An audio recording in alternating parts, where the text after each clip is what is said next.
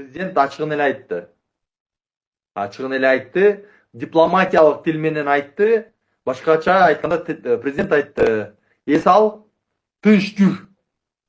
Бул деген сөз эч кандай президент болом деп ойлобо, шайлоого катышам деп ойлобо деген эле кесе айтылган сөз. Бул жагы өзүнчө талкуудагы өзүнчө чоң маселе.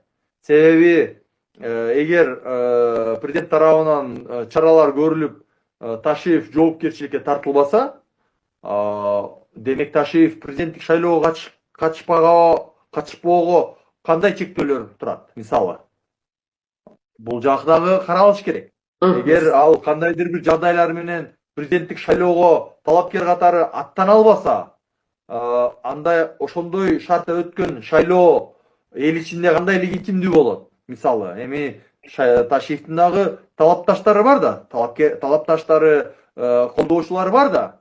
Билимсиз дагы, билимдүү дагы, түшүнгөн дагы бар да. Анан суроо жаралат да, эмнеге эгер Ташиев күнөөлүү болбосо, жоопкерчиликке тартылбаса, күчтүү саясатчы болсо, эмнеге талапкер болуп чыккан жок деген логикалык суроо турат да. Мисалы, мыйзам боюнча эч кандай чектөө болбосо, мисалы Мадумаровда мыйзам боюнча чектөө бар. Мадумаровда ал талапкер болуп катыша албайт. Себеби мыйзамга ал жоопко тартылган адам катары. Ал эми Ташиевде андай чектөө жок.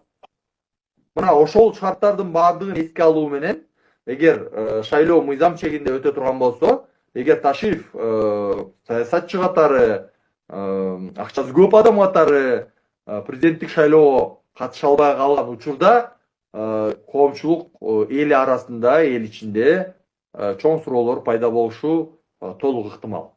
Бул турган иш.